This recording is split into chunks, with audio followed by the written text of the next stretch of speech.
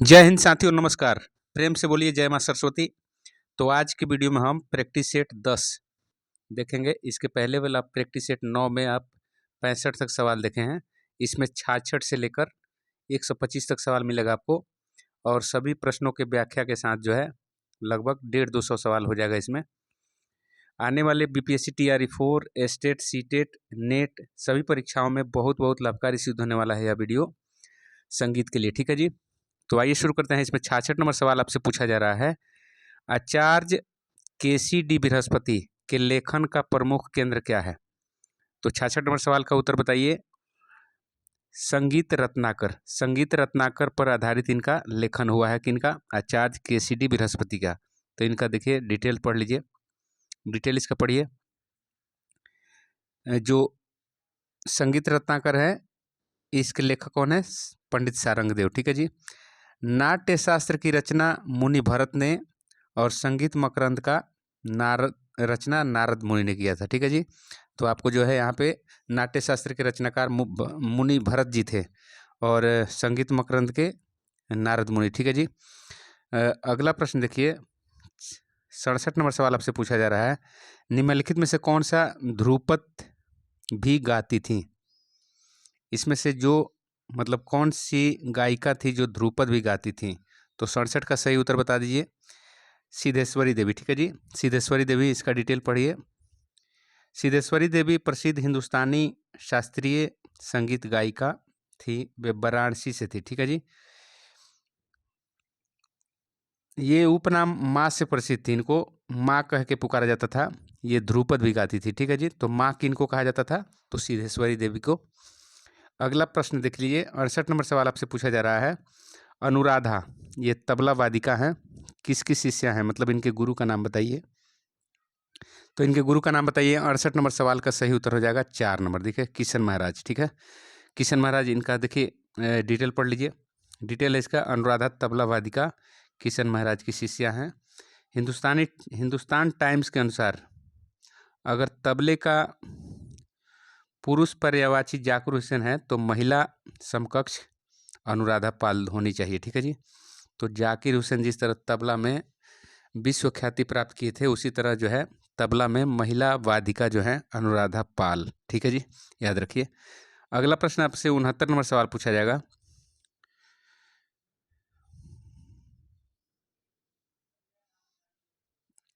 ये आप इनका डिटेल पढ़ लीजिएगा। ठीक है जी। अब 69 नंबर सवाल देखिए, धूमकिट धूमकिट तक किस वाद्य का बोल है? तो जाहिर सी बात है 69 नंबर सवाल का सही उत्तर हो जाएगा क्या जी? तबला। तबला और मृदंग। तो चूंकि मृदंग और पखावज आजकल प्रचलन में नहीं है, तो धूमकिट तक यदि पूछा जाए तो मृदंग का ही बोल है। तो इसका सही उत्तर आप 3 मार लीजिए। ठीक है जी। तो सही उत्तर इसका 3 हो जाएगा। ठीक है जी, 3 नंबर आपका पखावज का धूमकिट तक ये बोल है। ठीक है जी। अगला प्रश्न इसमें देखिए, आपसे पूछा जाए मृदंग। मृदंग जो है कौन सा वाद्य है? तो ये अवनद है, क्योंकि चमड़ा से बनता है। ये भी पखावज भी अवनद है, तबला भी अवनद है। ठीक है जी। अगला इसमें प्रश्न देखिए, अगला प्रश्न आपसे 70 नंबर सवाल पूछा जा रहा है। 70 नंबर सवाल इसमें पूछा जा रहा है कि श्री हरि वल्लभ संगीत सम्मेलन कहाँ होता है? तो ये पंजाब के जलंधर में होता है। ठीक है जी। तो 70 का आपका क्या हो जाएगा? जलंधर। ये पंजाब में अमृतसर से पहले पड़ता है। तो यहाँ पे श्री हरि वल्लभ संगीत सम्मेलन होता है। तो इसका डिटेल भी आप देख सकते हैं यहाँ पे। अगला सवाल देखिए, 71 नंबर सवाल आपसे पूछा जा रहा है। 71 नंबर सवाल लिख रहा है, भारत रत्न निम्नलिखित में से किसे प्रदान किया गया? तो जसराज जी को नहीं, और पंडित मणिप्रसाद को भी नहीं, जगदीश प्रसाद को भी नहीं, भीमसेन जोशी। 4 नंबर सवाल, 4 नंबर इसका उत्तर सही है, भीमसेन जोशी। ठीक है जी। और भीमसेन जोशी जी को भारत रत्न कब मिला था? तो 2008 में। 2008 में भारत सरकार ने इनको भारत रत्न से सम्मानित किया। ठीक है जी। और भी इनके बारे में देखिए, और थोड़ा सा डिटेल पढ़ लीजिए। 2008 में इनका जो है इनको भारत रत्न से सम्मानित किया गया। देखिए अगला सवाल पूछिए। अगला सवाल आपसे पूछा गया है, भारतीय संगीत में कुल स्वर बताइए। तो भारतीय संगीत में टोटल 12 स्वर है आपका, 7 जो है शुद्ध और 5 विकृत। ठीक है जी। तो ये टोटल मिलके जो है आपको हो गया कितना? 12 स्वर। तो आंसर 3 हो जाएगा। ठीक है, इसका आप जानते ही हैं, षडज, ऋषभ, गंधार, मध्यम, पंचम, धैवत, निषाद। तो कोमल, शुद्ध और तीव्र मिलाकर कुल जो है 12 स्वर होते हैं, आप जानते हैं। अगला प्रश्न आपसे पूछा जा रहा है 73 नंबर। उत्तर भारतीय संगीत में कुल विकृत स्वर, तो कुल विकृत स्वर 5 होते हैं, आप जानते हैं। कुल विकृत स्वर कितना होगा? तो 5 होगा। कौन कौन? तो ऋषभ और गंधार और धैवत और निषाद, और मध्यम भी होता है, तो मध्यम तीव्र होता है, और ये ऋषभ कोमल भी होता है, गंधार भी कोमल, धैवत भी कोमल, निषाद भी कोमल, और मध्यम शुद्ध म और तीव्र म भी होता है। तो 5 टोटल हो जाते हैं विकृत स्वर। ठीक है जी, आप इसको पढ़ सकते हैं। आपसे 74 नंबर सवाल पूछा जा रहा है। वैदिक काल में सामगान में कितने स्वर प्रयुक्त होते थे? तो वैदिक काल में आप 3 स्वर का प्रयोग किया जाता था। 3 स्वर, उदात्त, अनुदात्त और स्वरित।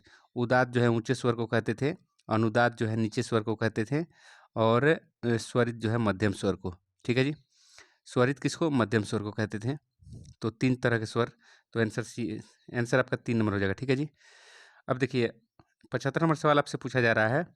75 नंबर सवाल आपसे पूछा जा रहा है, द्वादश स्वर मूर्छना किनकी परिकल्पना थी? द्वादश स्वर मूर्छना किनकी परिकल्पना थी? तो 75 का सही उत्तर बता दीजिए क्या होगा? 75 का सही उत्तर हो जाएगा सारंग देव जी का। ठीक है जी, सारंग देव जी का कल्पना था द्वादश स्वर मूर्छनावाद। ठीक है, इसका डिटेल आप इसमें पढ़ सकते हैं। देखिए इसका डिटेल पढ़िए। द्वादश स्वर मूर्छनावाद सारंग देव की परिकल्पना है। इन्होंने संगीत रत्न सागर पुस्तक की रचना की। तो आपसे पूछा जाए रत्न सागर की जो है रचना कौन की है? तो सारंग देव जी की है। भारत का नाट्य शास्त्र ब्रह्मतग कृत बृहदेशी। ठीक है जी, भारत का नाट्य शास्त्र और ब्रह्मतग कृत बृहदेशी। बृहदेशी के रचना कौन थे? तो ब्रह्मतंग। ठीक है जी, और भरत जी का नाट्य शास्त्र है, याद रखिएगा। अगला सवाल आपसे पूछा जा रहा है 76 नंबर। 76 नंबर सवाल लिख रहा है, भरत नाट्य शास्त्र, भरतकृत नाट्य शास्त्र जो है का रचना काल क्या है? भरत जी द्वारा नाट्य शास्त्र कब लिखा गया? तो इसका सही उत्तर बता दीजिए क्या होगा? सही उत्तर 76 का बताइए। तो सही उत्तर हो जाएगा 5वीं शताब्दी। ठीक है जी, इसका डिटेल पढ़िए, डिटेल पढ़ लीजिए। देखिए 500 ईस्वी में, भरत का काल 500 ईस्वी से भी पहले है। भरत नाट्य शास्त्र इनके सिद्धांतों का प्रतिपादन ग्रंथ है। ठीक है जी, इन्होंने इसकी रचना 5वीं शताब्दी में की। नाट्य शास्त्र के 6 अध्याय 28 से लेकर 33 तक, ठीक है जी, संगीत से सीधा संबंध रखते हैं। ठीक है, तो नाट्य शास्त्र जो भरत जी द्वारा लिखा गया है उसके अध्याय 28 से लेकर 33 तक संगीत से संबंधित है। ठीक है जी, अब देखिए अगला सवाल आपसे पूछा जा रहा है 77, षडज की कितनी श्रुतियां होती हैं? तो 4। ठीक है, देखिए षडज की, मध्यम की और पंचम की 4-4 श्रुति होती है। ठीक है जी, तो आपको याद रखना है। अगला सवाल देख लीजिए।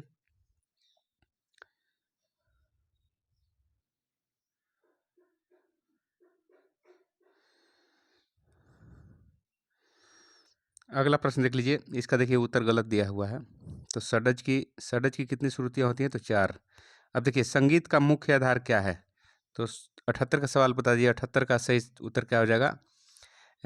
संगीत का मुख्य आधार क्या है? तो संगीत में ध्वनि भी होना चाहिए और ताल भी होना चाहिए। तो सही उत्तर हो जाएगा 2 नंबर। ठीक है जी, इसका डिटेल आप पढ़ लीजिए। 79 नंबर सवाल आपसे पूछा जा रहा है, संगीत चित्रकला तथा काव्य में निम्नलिखित में से कौन सा समान है? तो ये एक ही शब्द के विभिन्न रूप हैं। ठीक है जी, तो इसका 79 का हो जाएगा 2। 79 का 2 हो जाएगा। अगला सवाल देख लीजिए। अगला सवाल आपसे पूछा जा रहा है, संगीत इसराज बाद, कह रहा है सारंगी इसराज बाद किससे बजाया जाता है? तो सारंगी और इसराज बाद को बजाने के लिए किसका प्रयोग करते हैं? 80 नंबर का उत्तर बता दीजिए। तो गज का प्रयोग करते हैं। इसका डिटेल आप पढ़ लीजिए। सारंगी और इसराज जो है आप जानते हैं तत्वाद्य यंत्र है, तार से बना रहता है। अगला सवाल देख लीजिए, संगीत रिसर्च एकेडमी किस शहर में है? तो संगीत रिसर्च एकेडमी आपको कहाँ पे है? 81 नंबर का सही उत्तर बता दीजिए। तो ये है कोलकाता में। ठीक है जी, कोलकाता पश्चिम बंगाल में पड़ता है, और कोलकाता पश्चिम बंगाल की राजधानी है। और कोलकाता से आपको बता दें कि कोलकाता में ही रविंद्र संगीत का उद्भव हुआ, ठीक है जी, रविंद्रनाथ टैगोर के द्वारा। देख लीजिए यहाँ पे देखिए, संगीत रिसर्च एकेडमी कोलकाता में इसकी स्थापना 1978 में हुई, ठीक है। इसका उद्देश्य संगीत शिक्षा, अनुसंधान व पूरा लेख को प्रोत्साहित करना है, ठीक है। देखिए गमक के कुल कितने प्रकार हैं, तो 82 नंबर सवाल का सही उत्तर हो जाएगा, बताइए। गमक के जो है प्रकार आपको रत्नाकर जी बताए हैं, संगीत रत्नाकर में 15 प्रकार के, ठीक है जी, आप इसको पढ़ लीजिए, इसका डिटेल पढ़ लीजिए। 83 नंबर सवाल आपसे क्या पूछा जा रहा है जी, 83 नंबर, सितार में अनुनाद के लिए किन तारों का प्रयोग होता है, तो अनुनाद के लिए सितार में किन तारों का प्रयोग होता है, तो बता दीजिए। 83 का क्या हो जाएगा उत्तर, 83 का हो जाएगा सीधे जोड़ी का तार, जोड़ी के तार का प्रयोग करते हैं तो अनुनाद उत्पन्न होता है, ठीक है। अगला सवाल आपसे पूछा जा रहा है 84 नंबर सवाल, देखिए इसका व्याख्या देख लीजिए। 84 नंबर सवाल आपसे पूछा जा रहा है, दक्षिण पद्धति का तिलाना किसके किसके समान है उत्तर भारत में, तो तिलाना को तराना कहा जाता है, ठीक है जी। तो 84 का क्या हो जाएगा 2 नंबर, तिलाना को तराना। कर्नाटक संगीत या दक्षिण संगीत में आप तिलाना कहेंगे और उत्तर या भारतीय संगीत में आप क्या कहेंगे, तराना, ठीक है। तो तराना में नोम तोम का आलाप होता है और जो है इसमें जो शब्द होते हैं वो निरर्थक होते हैं, लेकिन उस्ताद आमिर खान कहते हैं कि जो है अरबी फारसी के शब्द होते हैं तराना में प्रयुक्त शब्द और उनके भी अर्थ होते हैं, ठीक है जी। उसमें जो तराना के जो भी शब्द हैं उनके द्वारा पुजारी जो है भगवान से अरदास करता है और अपने मनोकामना को उनसे सुनाता है, ठीक है। तो तराना के शब्द का अर्थ होता है आमिर खान साहब के द्वारा, ठीक है जी। अर्धदर्शक स्वर किसको कहते हैं, अर्धदर्शक तो मध्यम को कहते हैं, ठीक है जी, मध्यम को कहा जाता है। 85 का क्या हो जाएगा 4 नंबर, 85 का 4 नंबर हो जाएगा। अर्धदर्शक कहा जाता है मतलब बीचों बीच पड़ता है, देखिए ना आप यहाँ पे सा रे ग म और इधर प ध और नी, तो देखिए इधर भी 3 और इधर भी 3, तो बीच में पड़ता है इसलिए इसको अर्धदर्शक बोलते हैं, मतलब आधा आधा दोनों तरफ देखता है, ठीक है जी। आप इसको डिटेल पढ़ लीजिए। 86 नंबर सवाल आपसे पूछा जा रहा है, निम्नलिखित में से कौन सा प्रातः गेय राग है, तो बताइए। 86 नंबर सवाल का उत्तर क्या हो जाएगा, आपका देशकार, राग देशकार जो है प्रातः काल में गाया जाता है, तो आंसर क्या हो जाएगा जी, आंसर हो जाएगा आपका 2 नंबर, ठीक है। अब इसका डिटेल आप पढ़ लीजिए। राग देशकार जो है ये बिलावल थाट से उत्पन्न है, प्रातःकालीन राग है और इसका वादी धैवत होता है और संवादी गंधार होता है, ठीक है जी। अगला सवाल देख लीजिए। अगला सवाल आपसे पूछा जा रहा है 87 नंबर, निम्नलिखित में से कौन एक ध्रुपद गायक है, तो ध्रुपद आप जानते हैं इसको मर्दाना गीत कहा जाता है और इसके गायक को कलावंत कहा जाता है और तानसेन इसका खोज किए थे, ठीक है जी। फेफड़ा और गला पर जोर करके गाया जाता है इसलिए इसको मर्दाना संगीत कहते हैं। तो निम्नलिखित में से कौन एक ध्रुपद गायक है, आपको 87 नंबर सवाल का उत्तर बताना है, तो मिश्र बंधु, ठीक है जी, आंसर क्या हो जाएगा मिश्र बंधु। इसका डिटेल आप पढ़ लीजिए। देखिए मिश्र बंधु को ध्रुपद गायक कहा जाता है आप जानते हैं और असली नाम इनका पंडित राजन मिश्र और साजन मिश्र है, ठीक है जी। ये दोनों बनारस घराने से संबंध रखते हैं, ठीक है। अगला सवाल देख लीजिए, इसमें आपसे पूछा जा रहा है 88 नंबर, निम्नलिखित में से कौन सितार वादक हैं, तो सितार वादक को पहचानना है आपको। 88 नंबर सवाल देखना है, तो 88 नंबर का सही उत्तर हो जाएगा निशात खां, ठीक है जी। निशात खां, देखिए सितार एक तत्ववाद होता है तार से बना हुआ, इनके बारे में डिटेल पढ़ लीजिए। विश्व मोहन भट्ट मोहन बीड़ा के जनक हैं, विश्व मोहन भट्ट ये जो हैं ये मोहन बीड़ा के जनक है, ठीक है जी। यह मोहन बीड़ा वादन करते हैं। अब देखिए देवेंद्र मुर्देश्वर बांसुरी वादक हैं, देवेंद्र मुर्देश्वर ये बांसुरी बजाते हैं, ठीक है जी। तो बांसुरी सुशीर वादक, सुशीर है, सुशीर वाद्य है। और अलाउद्दीन खां सरोद बजाते हैं, अलाउद्दीन खां क्या बजाते हैं, सरोद, ठीक है जी। तो यहाँ से आपका 4 प्रश्न क्लियर हुआ। अगला सवाल आपसे पूछा जा रहा है 89 नंबर, राग शुद्ध कल्याण का आरोह अवरोह क्रमशः किनके समान होता है, तो राग जो शुद्ध कल्याण का जो आरोह अवरोह होता है वह किस राग के समान है इसमें, तो आपको बताना है। 89 नंबर सवाल का बताइए, उत्तर हो जाएगा भूपाली कल्याण का, ठीक है जी। भूपाली कल्याण का आरोह और शुद्ध कल्याण का आरोह अवरोह और भूपाली कल्याण का आरोह अवरोह समान होता है, ठीक है। इसका डिटेल आप पढ़ लीजिए। यहाँ पे देखिए डिटेल इसमें लिख रहा है, राग शुद्ध कल्याण का आरोह अवरोह भूपाली कल्याण के समान है। भूपाली और शुद्ध कल्याण राग कल्याण थाट से उत्पन्न है।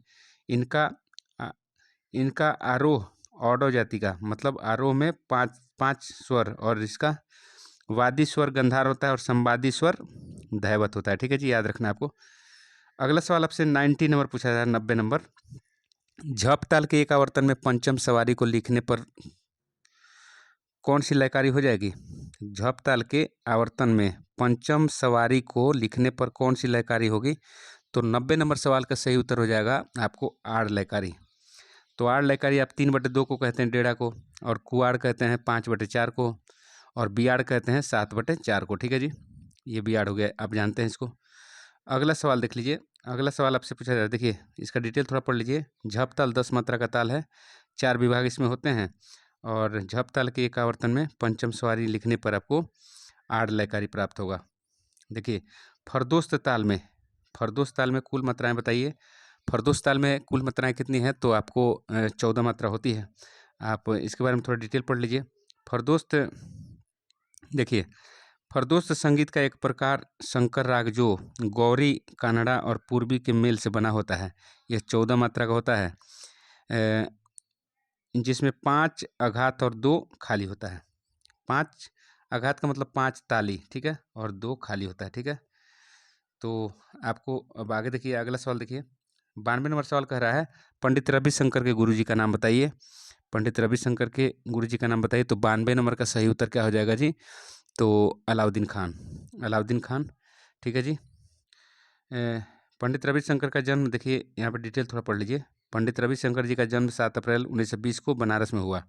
देखिए पंडित रविशंकर भारतीय शास्त्रीय संगीत में की शिक्षा उस्ताद अलाउद्दीन खान से लिए थे। उनका विवाह उस्ताद अलाउद्दीन खान की बेटी अन्नपूर्णा से हुआ था। ठीक है, तो आपको जो है इसको याद रखना है। अगला सवाल देखिए, 93 नंबर सवाल आपसे पूछा जा रहा है। निम्नलिखित में एक काफी थाट का राग है। काफी थाट जिसमें गंधार और निषाद कोमल लगता है। तो आप बताइए इसमें बागेश्वरी। 93 नंबर का सही उत्तर क्या हो जाएगा? बागेश्वरी राग। देखिए इसका ट्रिक है बाका मासा। बाका मासा, बाका मासा का मतलब हो गया ये काफ़ी थाट से और बागेश्वरी राग है, और मध्यम इसका वादी और संवादी होता है षडज। ठीक है, बाका मासा। तो आपका आंसर ये हो जाएगा। इसमें बागेश्वरी का गायन समय रात्रि का दूसरा पहर है, और भाव रस का स्रोत बहाने वाला यह मधुर राग है। अगला सवाल देखिए, 94 नंबर लिख रहा है, राग मुल्तानी किस जाति का राग है? तो 94 नंबर का सही उत्तर हो जाएगा आपका 2, ऑडो संपूर्ण। ऑडो संपूर्ण, ऑडो संपूर्ण का मतलब होता है आरोह में आपका 5 स्वर लगेगा और अवरोह में 7 स्वर लगेगा। ठीक है जी, तो इसका डिटेल पढ़ लीजिए। डिटेल पढ़िए। राग मुल्तानी का जाति ऑडो संपूर्ण है। यह तोड़ी थाट का उत्पन्न होता है। तोड़ी थाट से उत्पन्न है मुल्तानी, मुल्तान तोड़। ठीक है जी, मुल्तान तोड़ इसका ट्रिक बता लीजिएगा। अगला देखिए, 95 नंबर सवाल लिख रहा है, निम्नलिखित में से एक खुले बोल का ताल है। तो खुले बोल का ताल बता दीजिए। तो 95 का सही उत्तर हो जाएगा जी आपका सूल ताल। ठीक है जी, आंसर क्या हो जाएगा जी? सूल ताल। इसका देखिए डिटेल थोड़ा सा पढ़ लीजिए। देखिए सूल ताल खुले बोल का ताल है। इसमें 10 मात्रा होती है और 5 विभाग होते हैं। प्रत्येक विभाग में 2-2 मात्राएं होती है। ठीक है, 96 नंबर सवाल पढ़ लीजिए। निम्नलिखित में से एक ऋतुकालीन राग कौन सा है? ऋतु विशेष का राग कौन सा है? तो आपका 96 नंबर का सही उत्तर हो जाएगा आपका मियाँ मल्हार। मतलब आपको वर्षा काल में गाया जाता है इसको। देखिए इसका डिटेल पढ़ लीजिए। संगीत सम्राट तानसेन द्वारा आविष्कृत यह वर्षा ऋतु का राग है मियाँ मल्हार, और यह काफी थाट से उत्पन्न होता है। ठीक है जी, देखिए अगला अगला देखिए, सभी कोमल स्वर युक्त राग है। तो भैरवी, भैरवी में ऋषभ, गंधार, धैवत और निषाद, तो ये सभी कोमल जितने स्वर होते हैं सभी इसमें प्रयुक्त हो जाते हैं भैरवी में। ठीक है जी, भैरव में सिर्फ रे और ध कोमल होता है, और काफ़ी में गंधार और निषाद। ठीक है जी, ये 2 कोमल लगते हैं। और भीम पलासी में काफ़ी थाट से उत्पन्न है भीम पलासी, तो इसमें भी गंधार और निषाद कोमल लगते हैं। ठीक है, जो है भीम पलासी जो है इसका वादी स्वर मध्यम होता है और संवादी स्वर षडज होता है। ठीक है, 98 नंबर सवाल देखिए। 98 नंबर का इसका पढ़ लीजिए डिटेल आप। देखिए हाँ, राग भैरवी का ये सब बता दिए आपको। इसकी जाति संपूर्ण है, और इसको भैरवी थाट का आश्रय राग कहा जाता है। और भैरवी राग को जो है आप सदा सुहागिन राग भी कहते हैं, क्योंकि 24 घंटा गाया जाता है। देखिए 98 नंबर सवाल पूछ रहा है आपसे, रागांगों की कुल संख्या बता दीजिए। तो रागांगों की कुल संख्या बताइए, तो 98 नंबर का सही उत्तर हो जाएगा आपको 30 रागांग मतलब रागिनी, ठीक है। अब देखिए रागांगों की संख्या 30 है। 99 नंबर सवाल आपसे कह रहा है, राग केदार में वादी संवादी बताइए। तो केदार के लिए आप एक ट्रिक बनाइएगा, केदार कल मासा, केदार कल मासा, ठीक है। तो इसका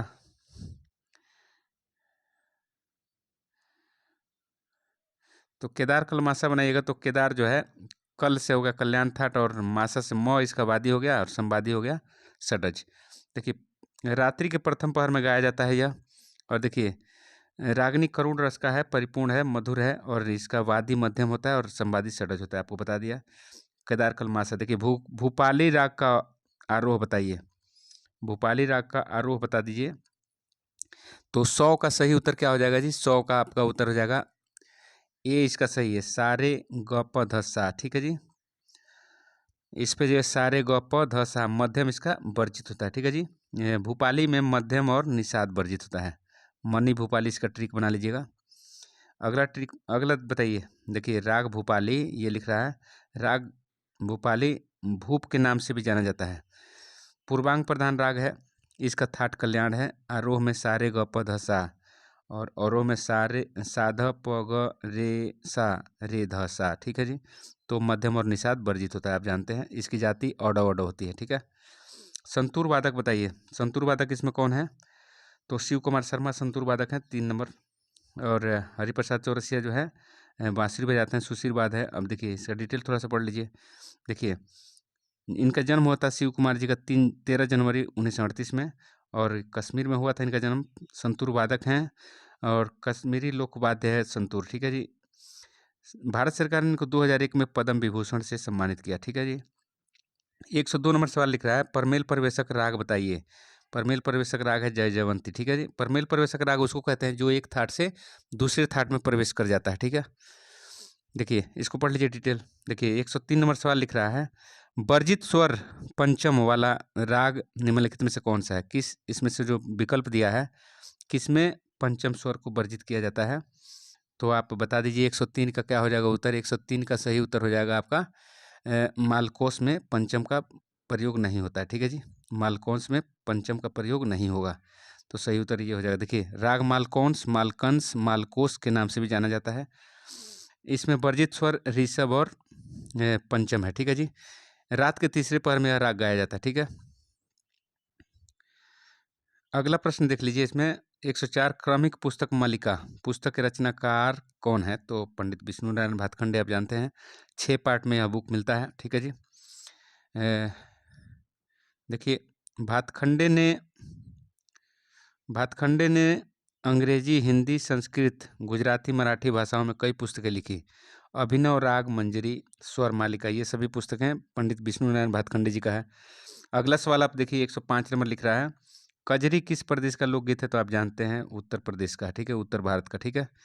तो कजरी एक मतलब सावन मास में गाया जाने वाला एक लोकगीत है, और इसकी उत्पत्ति मिर्जापुर जिले से मानी जाती है, ठीक है, मिर्जापुर जिले। अगला सवाल देखिए 106 नंबर, यमन राग का संवादी स्वर बताइए। तो मन की गाना जानते हैं आप, मन का गाना ठीक बनाइए, मन का गाना, मन का गाना।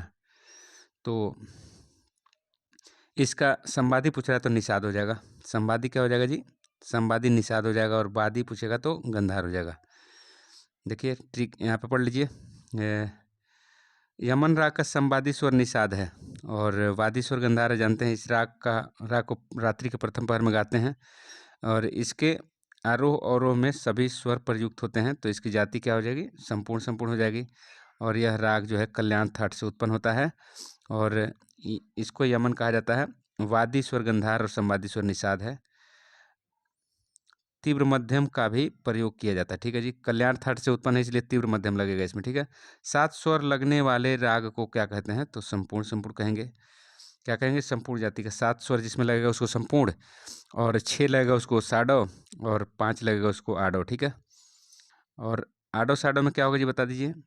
तो आडव मतलब 5, और साडव मतलब 6, मतलब 5 आरोह में और 6 अवरोह में, ठीक है। अगला सवाल देखिए, अगला सवाल आपसे पूछा गया है 108 नंबर देखिए, गाने के दूसरे भाग को क्या कहते हैं? बताइए, इसका सही उत्तर हो जाएगा 108 का क्या होगा बताइए? 108 का सही उत्तर बताइए, गाने के दूसरे भाग को क्या कहते हैं? तो आप पहले भाग को तो अस्थाई कहते हैं, दूसरे भाग को क्या कहेंगे? अंतरा। ठीक है जी, अंतरा कहेंगे, आप जानते ही हैं। तो ध्रुपद के 4 भाग, अस्थाई, अंतरा, संचारी, अभोग। ठीक है, आप जानते हैं, लेकिन सुगम संगीत में अस्थाई अंतरा होता है। ठीक है जी। सितार वादक बिलायत खां के पिता का नाम बताइए। तो पिता, बिलायत खां के पिता का नाम क्या है? तो 109 नंबर का सही उत्तर क्या हो जाएगा जी? 109 नंबर का सही उत्तर हो जाएगा आपका इनायत खां। ठीक है जी, इनायत खां। ठीक है, इसका डिटेल आप पढ़ लीजिए। यहाँ पे लिख रहा है, सितार वादक बिलायत खां के पिता का नाम इनायत खां है, और इनायत खां सितार वादक थे, और बिलायत खां का जन्म 1928 में गौरीपुर, बांग्लादेश में है। ठीक है जी, वहाँ हुआ था। अगला देखिए सवाल 110 नंबर पूछा जा रहा है, भारतीय बेतार केंद्र का नाम आकाशवाणी किसने रखा? तो बेतार केंद्र का नाम आकाशवाणी रखने वाले महापुरुष का नाम क्या है? तो 110 का सही उत्तर बता दीजिए, क्या हो जाएगा जी?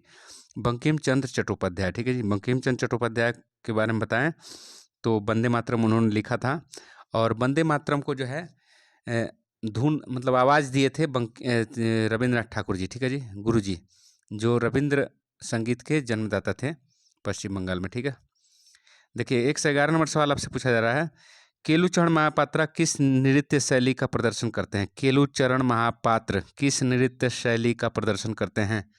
111 नंबर का बता दीजिए, सही उत्तर क्या हो जाएगा जी? 3 नंबर, ओडिसी। केलुचरण महापात्र ओडिसी नृत्य का नर्तन करते हैं। ठीक है, इसका डिटेल पढ़ लीजिए आप। 112 नंबर सवाल आपसे पूछा जा रहा है, 2 खाली युक्त ताल बता दीजिए। तो 2 खाली युक्त ताल बताना है आपको। तो 112 का सही उत्तर क्या हो जाएगा जी? 112 का होता है चौताल। चौताल में 2 खाली होता है। त्रिताल में आप 1 खाली जानते हैं और 3 ताली जानते हैं। इसमें पढ़ लीजिए डिटेल। ये लिख रहा है, 4 ताल या चौताल 12 मात्रा का ताल है, इसमें 6 विभाग होता है, 1, 5, 9, 11 पर ताली होता है। ठीक है जी, और 3 और 7वीं मात्रा पर खाली होता है। तो 2 खाली हो गया और 4 ताली हो गया। भीमसेन जोशी का घराना क्या है? तो भीमसेन जोशी का घराना 113 नंबर सवाल का सही उत्तर क्या हो जाएगा जी? तो किराना घराना। ठीक है, किराना घराना इनका घराना का नाम है। अगला सवाल देख लीजिए, इसका डिटेल पढ़ लीजिए। 2008 में इनको भारत रत्न मिला, आप जानते हैं। अगला सवाल आपसे पूछा जा रहा है, निम्नलिखित में से कौन सा नृत्य केरल में सबसे अधिक लोकप्रिय है? देखिए ध्यान से, कुचिपुड़ी जो है आंध्र प्रदेश में होता है, आंध्र प्रदेश में होता है, और ये कथकली केरल में होता है, और मोहिनीअट्टम भरतनाट्यम तमिलनाडु में होता है। ठीक है जी, तमिलनाडु में होता है, और कथकली और मोहिनीअट्टम केरल में होता है। कथकली और मोहिनीअट्टम भी केरल में होता है। तो केरल का पूछ रहा है, मोहिनीअट्टम नहीं दिया है, तो केवल कथकली दिया, तो कथकली सही आंसर हो जाएगा। ठीक है जी, आंसर 2 हो गया इसका।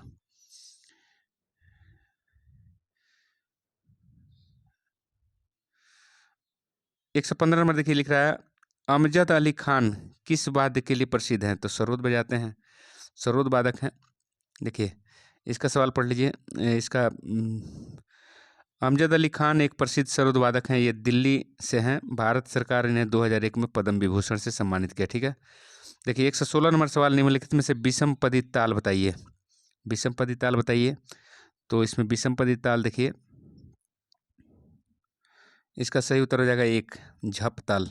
देखिए झप, विषम ताल झप ताल है। ठीक है, 10 मात्राओं की ताल है। इस ताल में 4 विभाग होता है। ठीक है, अगला सवाल इसमें पढ़िए, 117 नंबर लिख रहा है। 117 नंबर सवाल का उत्तर बताइए, तानसेन ने निम्नलिखित में से किस वाद्य का आविष्कार किया? तो ये आपका सितार का। ठीक है, 117 का सही उत्तर हो जाएगा सरोद का। सरोद भी दिया है इसमें जी, सरोद। देखिए अब सितार भी पढ़े हैं, तबला भी पढ़े हैं। तानसेन, सॉरी तानसेन निकला है, अमीर खुसरो नहीं, तानसेन पूछ रहा है। तानसेन पूछ रहा है, तो आपको यहाँ इसका तानसेन का सरोद होगा। ठीक है, याद रखिएगा, तानसेन सरोद का आविष्कार किए थे। तानसेन एक महान संगीतज्ञ थे, अकबर के 9 रत्नों में शामिल थे, और तानसेन का शादी अकबर की लड़की से हुआ था, और उसी के कहने पर तानसेन जो राग बनाए थे ना, उसके पहले मियाँ जोड़े थे। ठीक है जी। साथ ही बीड़ा के आधार पर रबात का आविष्कार किया। रबात का भी आविष्कार एक वाद्य यंत्र है, उसका आविष्कार भी तानसेन किए। देखिए, संगीत नाटक अकादमी की स्थापना बता दीजिए कब हुआ। तो 118 का सही उत्तर हो जाएगा। 118 का सही उत्तर हो जाएगा 1953 में। ठीक है जी, 1953 में। इसका डिटेल पढ़ लीजिए, यहाँ पे लिखा है। लिखा है संगीत नाटक अकादमी संगीत नृत्य नाटक की राष्ट्रीय अकादमी है, जिसको 28 जनवरी 1953 को भारत के राष्ट्रपति डॉक्टर राजेंद्र प्रसाद ने विधिवत उद्घाटन किया। ठीक है। सरोद का आविष्कारक तानसेन किए। ठीक है। देखिए 119 का उत्तर देखिए, 119 नंबर सवाल, जवाहरलाल नेहरू मणिपुर डांस एकेडमी कहाँ पर स्थित है? तो 119 का सही उत्तर हो जाएगा आपका। 119 का सही उत्तर क्या हो जाएगा जी? 119 का सही उत्तर हो जाएगा इम्फाल में। मणिपुर की राजधानी इम्फाल है, तो मणिपुर यहाँ दिया है, तो उस आधार पे भी आप आंसर टिक कर सकते थे। ठीक है। और मणिपुरी नृत्य को गुरुजी रविंद्रनाथ ठाकुर ने शांति निकेतन में बढ़ावा दिया था, याद रखिएगा। द साइंस ऑफ भारतनाट्यम किसने लिखा? द साइंस ऑफ भारतनाट्यम किसने लिखा? तो इसका सही उत्तर हो जाएगा 120 का। बताइए सही उत्तर क्या हो जाएगा? 2 नंबर, राजा रेड्डी ने लिखा। ठीक है। इसका डिटेल आप पढ़ लीजिए यहाँ पे। 2000 ईस्वी में भारत सरकार ने राजा रेड्डी को पद्म भूषण से सम्मानित किया। ठीक है। अगला सवाल पढ़िए, 121 नंबर, राग मालकोस किस समय गाया जाता है? तो आप जानते हैं राग मालकोस जो है रात्रि के तृतीय पहर में गाते हैं। तो आंसर क्या हो जाएगा इसका जी? सी हो जाएगा, 3 नंबर। ठीक है। इसका डिटेल आप पढ़ लीजिए। राग मालकोस के बारे में कहा जाए तो इसकी जाति आडव आडव है, और देखिए ऋषभ और पंचम इसमें वर्जित होता है। ठीक है जी, मालकोस में ऋषभ और पंचम वर्जित होता है। देखिए 122 नंबर सवाल का उत्तर बताइए। 122 नंबर सवाल आपसे लिख रहा है, शहनाई वादक बिस्मिल्लाह खान को किस वर्ष भारत रत्न मिला? तो 122 का सही उत्तर हो जाएगा आपका 2001 में मिला था। ठीक है जी, 2001 में इनको भारत रत्न मिला। ठीक है। शहनाई एक सुशील वाद्य यंत्र है, आप जानते हैं।